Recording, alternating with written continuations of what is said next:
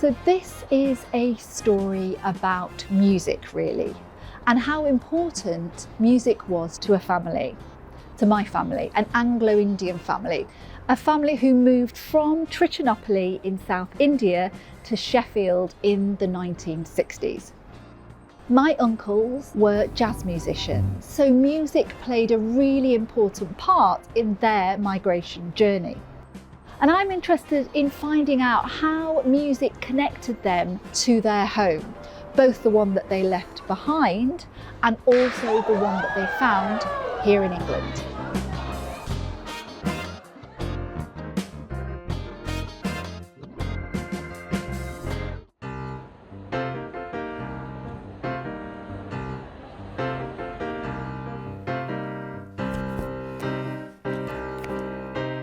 So when I was looking through some family photos, I discovered this photograph. It's a photograph of the Madras Jazz Group. The Madras Jazz Group was set up by my Uncle Herbert and my Uncle Eddie in the 1950s in India. They were jazz musicians, they were railway workers, and they used to play in the railway institutes in Anglo-Indian railway colonies up and down South India. When my uncles moved to the UK, they continued to play music, but this time, instead of playing jazz, they found themselves in 60s pop combos, and they played in the working men's clubs in Sheffield and South Yorkshire. Music really did draw our family to this country, a love of music and the dream of being a professional musician. Hi everyone, we're going to present to you a taster of Maya Productions' new musical in development, Benny and the Grey Cats. It's 1964, Trichinopoli, South India.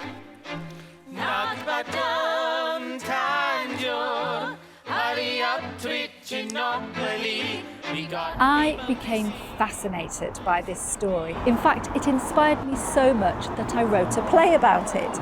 The play is called Benny and the Grey Cats, and it tells the story of an Anglo-Indian family of musicians and railway workers who migrate from South India to Sheffield in the 1960s. And it's very much inspired by my family history. Later that evening, Trichinopoli Anglo-Indian Railway Institute and Club. Benny's hobby is singing in the Madras Jazz Group.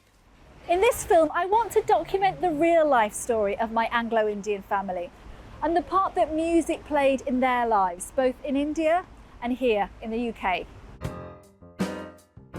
I'm Suzanne Gorman, I'm the Artistic Director of Maya Productions.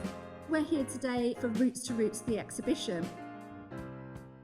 So this here is my Uncle Herbert, who set up the Madras Jazz Group with his other brother Eddie. And this is my dad, Tony Gorman. My name is Anthony Derek Gorman, born on the 20th of 1943 in Erode in the Madras province. We stayed there for quite a while, of course going to the railway school, and then after that we had to move from Erode to Trichinopoli. Could you just tell me a little bit about the place that music had then in your family when you were growing up? Well, to start with, I mean, my mum used to play the harmonica, Dad played the violin, and my sister used to play the guitar. So in the evenings, after tea, we would sit on the steps because it's quite warm. So we sit on the steps and we used to, Mum play the harmonica and we'll sing along, you know, with whatever songs we wanted to sing, you know. Irene, Good Night, Irene, and all that. My mum's name was Irene, so we used to sing that song, you know. So that was the sort of entertainment in the evening to keep cool. So, can you tell me what you've brought here today? These two are original reel-to-reel recordings of the Madras Jazz Group, and probably some jamming done by Dad and his friends. Wow. In India. In 1958, the Madras Jazz Group played together for the last time because my Uncle Herbert was moving to the UK. And unbelievably, they decided to record that concert, and we have discovered a copy of that recording.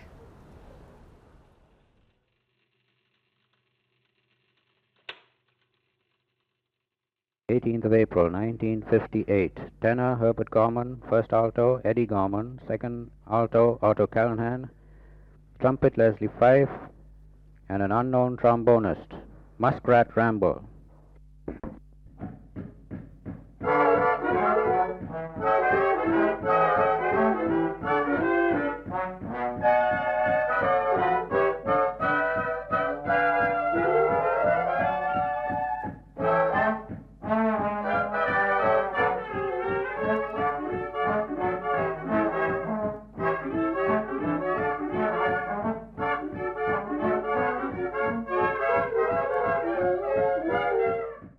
The Railway Institute used to have dances, and that's where the Madras Jazz Group started from Trichinopoli, you know. This, they're posing outside there. I think this is Golden Rock, isn't it? Oh, yeah. I think they're having a photo shoot sitting on Golden Rock. Group Golden Rock. Is that Dad? Astride two pieces of rock, Playing the playing the saxophone. sax. Yeah. And now the band will try Moon Mist.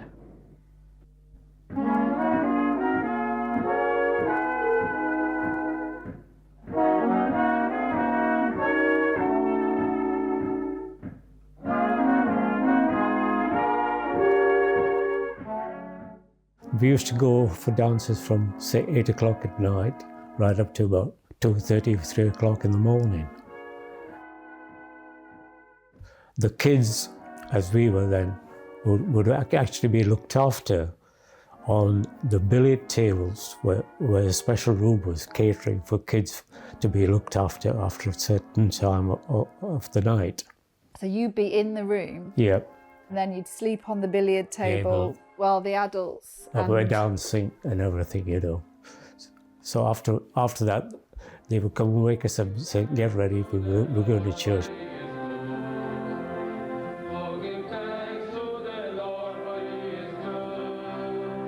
The first mass was 5:30, so we used to go to church and then get back home. So clearly, in the Gorman family, music and musical instruments were really important Yeah, to everybody, it seems, it- pretty much. yeah.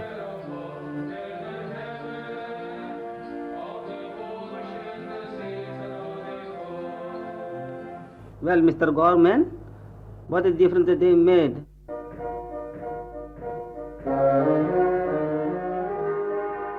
That influence of music in Anglo-Indian families, in Anglo-Indian communities, is something that has been passed down, I think, through the generations. I have a real strong love of music, and I do think that that is part and parcel of the Anglo-Indian identity. My Uncle Herbert's son, Mike, has followed in his footsteps. He's a jazz musician and a composer. In fact, I've actually roped him into working with me on Benny and the Grey Cats, the musical that I'm writing. So he's composing some of the music for that. I want to find out from Mike more about his father and also about the musical tradition that is so important to our family. So very exciting because we're here for the sound check of the Manfreds, where Mike is actually playing the gig tonight here at Epsom Playhouse. I can just hear them, they're starting another song. One of the famous ones, I think.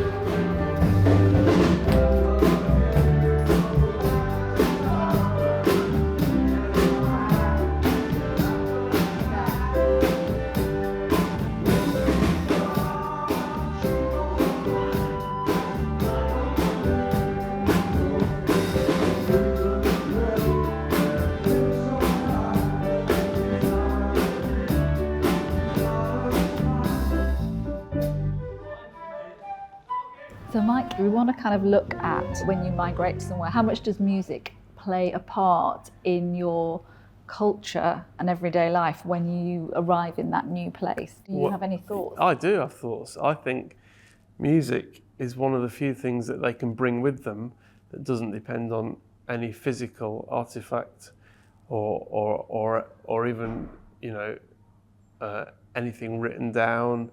They can bring music with them in their heads. But yeah, if people play music, they can find whatever instrument they've been playing and their culture is immediately around them again in some form.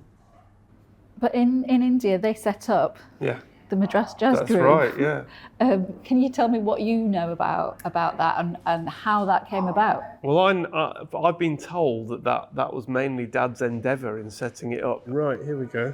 So this is in Now, India. 1955. So here we've got melody makers. Okay, this must have been an early incarnation of the Madras Jazz Group.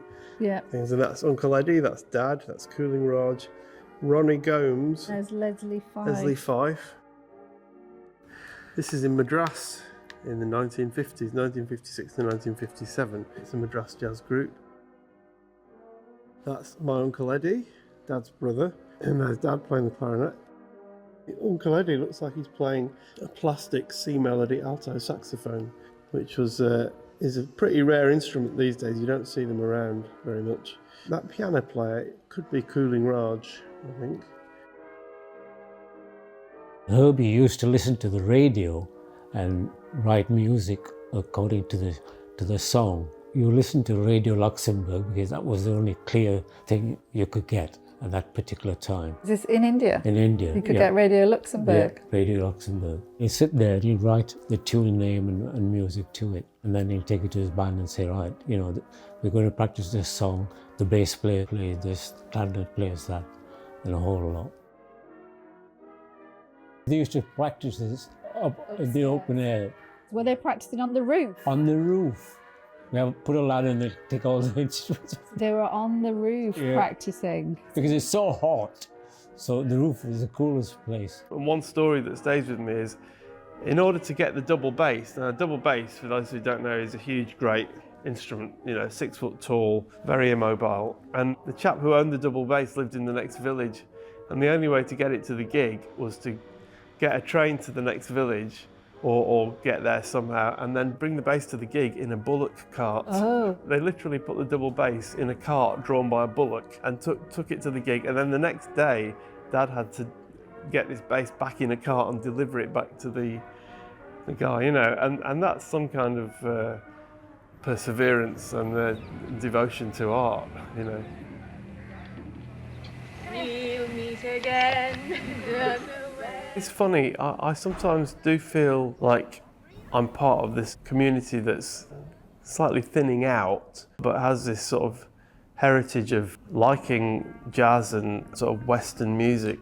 It's quite a sort of rare thing. I tell you what, I often get asked, you know, when I go to a gig or when people sort of ask me in the nicest possible way, so where are you from? Because it doesn't apply so much these days, but an Asian jazz musician in the 80s and 90s was quite a rare thing. But as we know, our relatives in India, they were brought up very much with an eye on the sort of Western tradition. We were brought up to know more of the English culture and none of the Indian culture. So therefore they blocked out all the other side of it. So the Anglo-Indian community itself are English speaking, they follow Christian religions, and they very much intermarried within each other during British colonialism. Anglo-Indians got favourable treatment before independence, so we're led to believe. They were put to work in public-facing service industries and all that. And they would get favourable consideration for a job like a train driver or something. If we went for a job as an Anglo-Indian, we would get the job, and no matter how qualified an Indian person was, he won't get the job. And I think that was, you know, very wrong. This is under the British Empire. British Empire, about. Yeah, that's right, yeah. And what about though after Indian independence? Then how did things change? It changed quite a lot. After independence, I think we felt as if we are forgotten about, put it that way. After independence, you know, in the scheme of things, rightly so, all that stopped. But then I guess there was also some reverse discrimination going on where they suddenly were probably finding it hard to make their way or get jobs, but they had this opportunity to move anywhere in the Commonwealth. We got the chance to either stay in India or come back to England, Australia, Canada. A lot of people took that chance. My uncle Herbert was really into his music, and actually that drew him first of all to England, and he came to England with the idea of carrying on being a musician, maybe being a professional musician. And he, as the oldest son, first of all came here to Sheffield in 1958. So Mike, I'm going to just play a track which is our grandmother saying goodbye. I was listening to this recording. Suddenly, out of nowhere, I heard the voice of my grandmother, who was actually saying goodbye to her firstborn child. Cheerio, my son Herbert. May God bless you and remember us always. That's my mum. Best of luck, my son. I hope you'll do well when you arrive there. That's my dad. Yeah. Hello, Herbert. I hope you'll remember this piece. I'll see you again. Sure, boy. Yes. My mum was cut up because eldest son going away, you know.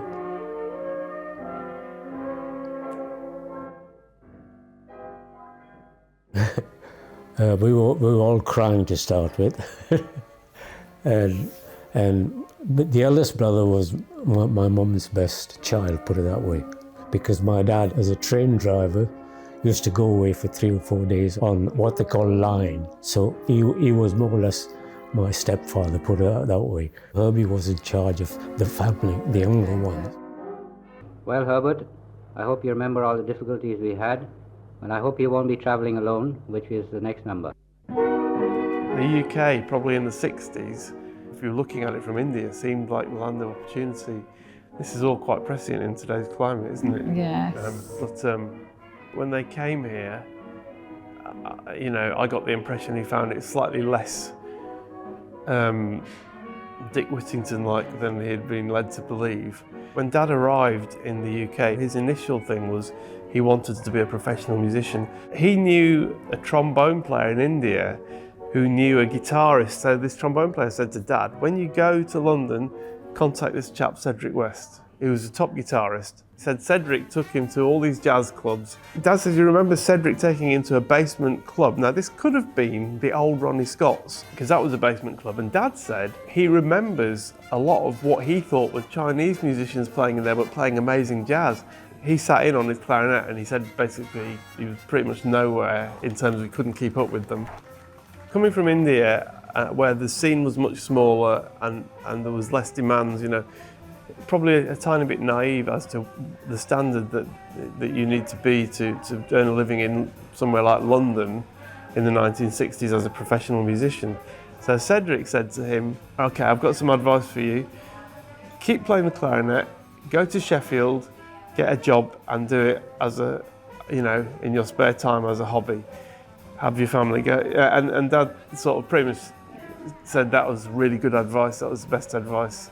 And knowing what I know now about the music scene, I can say it was good advice, because we wouldn't have had the sort of fairly comfortable upbringing we had if Dad was scrabbling around trying to make a living. So I'm kind of glad Dad got the advice he did. After a hot cup of tea. Then in 1960, my uncle Herbert drew the rest of the family over here to Sheffield. He wrote a letter to my grandmother and just said, pack everything and come to England. And that's actually what they did. My grandmother, my grandfather, and all of their children, apart from my Auntie Gerla, who stayed behind with her family, all came here to England and all settled in Sheffield. Welcome to your new home, Sheffield, Sheffield. a jewel in the crown of the North. Of the North.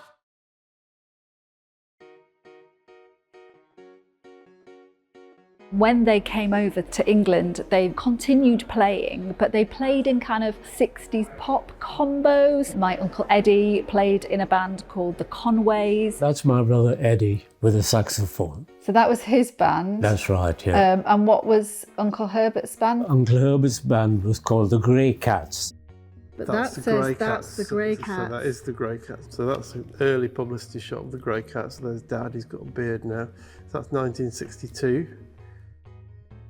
They mainly played pop covers, but I think they did have a single which my sister tells me hit the top 50 or something at one stage. They played the working men's clubs basically. In every town you had different working men's clubs, from Sheffield to Newcastle. They used to travel all over the place. I remember we used to go to the Irish club. Here he is, sans beard or moustache, looking quite young. And that's 1958, so I guess that's just after he came to the country. Actually, when he first arrived, one of the first things he did was come to the Irish club. Yeah. That's another shot from the Irish clubs, and it looks like a more organised ensemble. Dad's playing clarinet, and there's an alto sax player and a trumpet player, and a drummer and a piano player. And here's Dad doing a clarinet duo with the other wind player here. This is the Polish club in the 1970s. Dad always used to tell us that the best hospitality to be had was at the Polish club, because they used to give them loads of lovely food and drinks and just lay it on.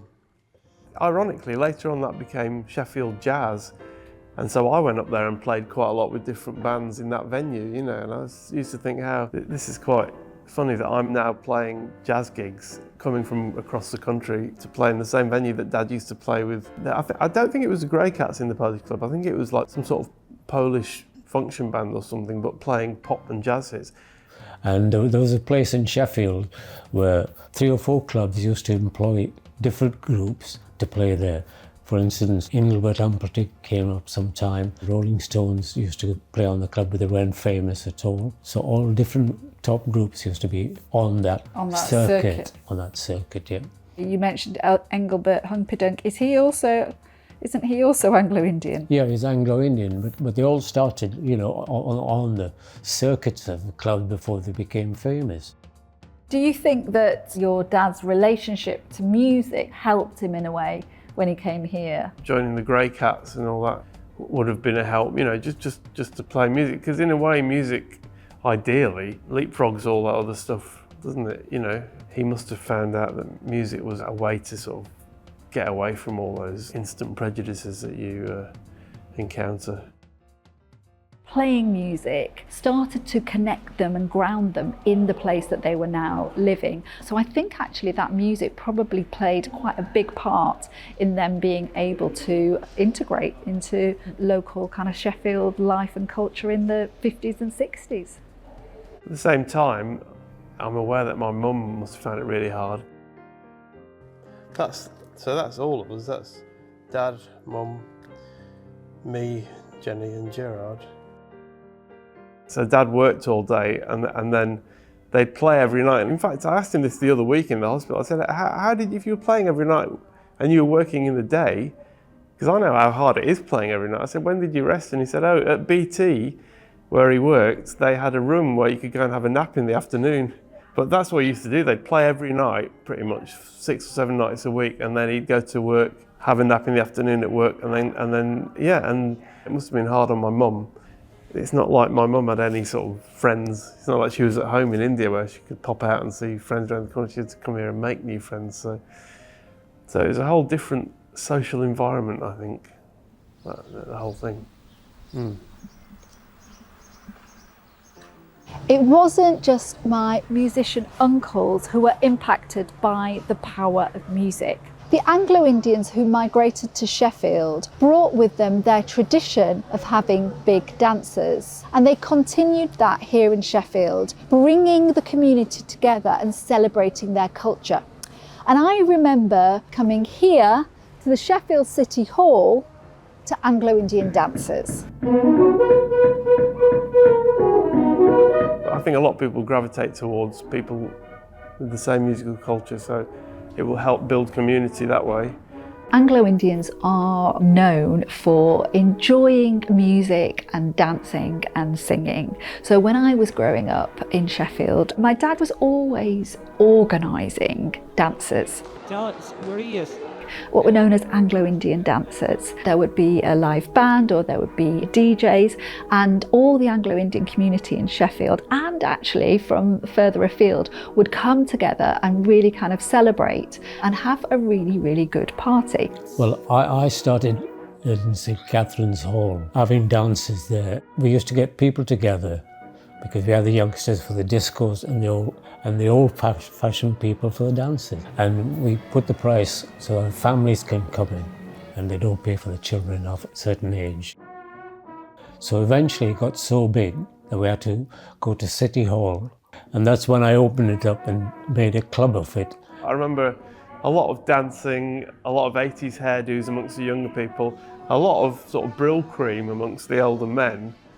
As the night went on, shirt buttons getting more undone and voices being raised and a lot of whiskies being drunk and arguments, like robust political discussions being had.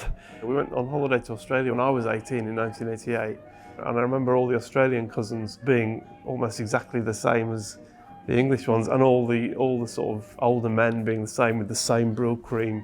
Thinking about it now, having seen an example of the culture on two continents, you can definitely say that was the culture. Brill cream, 80s hairdos and robust discussions. The majority of the Anglo-Indians used to come, and the other community as well. So once they got to know what the Anglo-Indians were, they used to come along and enjoy it. The older generation Anglo-Indians who had dances were very annoyed because they never opened it up as a club, you see. And they used to say, well, I ran dances before you. I said, that's fine, but you didn't open it up to the community, you know. As for my Uncle Herbert, after he established himself in Sheffield, he went back to his first love, jazz. Now, this is Dad's big band that he was involved with in the 1970s and 80s, and it's called Sounds 40. They practiced upstairs at the Grapes on Trippett Lane. My dad would take us down. I could have half a cider and a packet of crisps, chicken flavour Walker's crisps, always. It's like Dad's doing a tenor solo with Harry. I think his name was Harry Critchley. They'd play Glenn Miller tunes, and he would play the tenor solo on In the Mood. He passed away recently, and I told him this. We had a frank conversation one morning in the hospital. I just remember being very excited by when he'd stand up and do that tenor solo, because he put a lot into it, you know.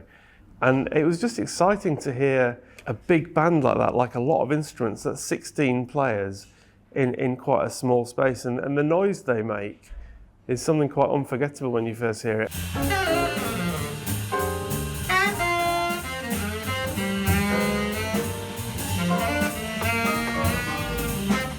And funnily enough, years later, I got my own big band together and wrote all the music for it. And when I started rehearsing that, I just remembered the same sort of nostalgic feeling you get. It was a bit of a sort of Proustian Madeline moment, you know, the thing when you sample something that brings back not only sights and sounds, but everything to do with all senses. Okay, you got taken back. Yeah, and when I heard my big band practicing in this sort of relatively small rehearsal space and the noise it makes, I got one of those sort of Proustian Madeline moments. Back to the Grapes in Trippett Lane in the 1980s of hearing Dad's big band.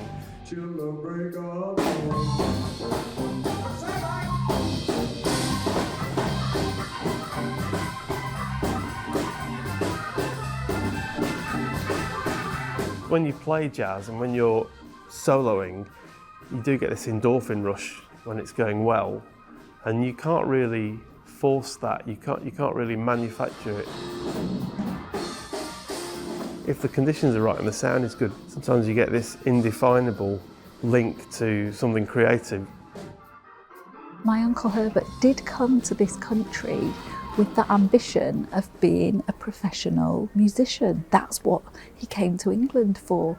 And I think just in terms of kind of life circumstances, coming to England at that particular time meant that although he did spend his life, playing in bands, he didn't make it his absolute profession in the way that Mike has managed to do.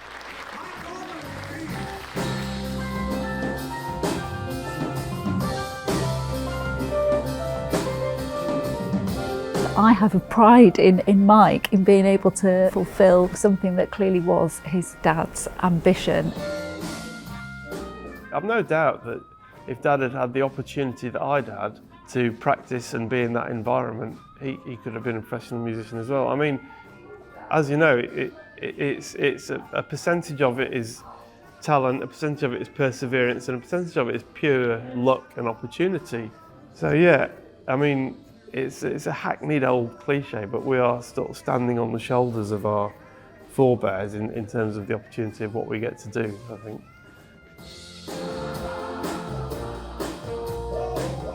All of us that were born here are, the second generation. Everything that we're able to do has actually been laid down by our parents who made that life-changing journey to come here to a new place, enabling us, the next generation, to pursue our passions.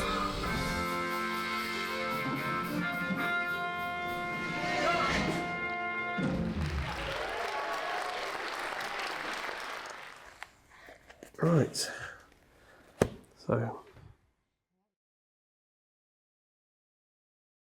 Hello, Big. Hope the best. Big good. Hope you come back to India and give us a good time here again.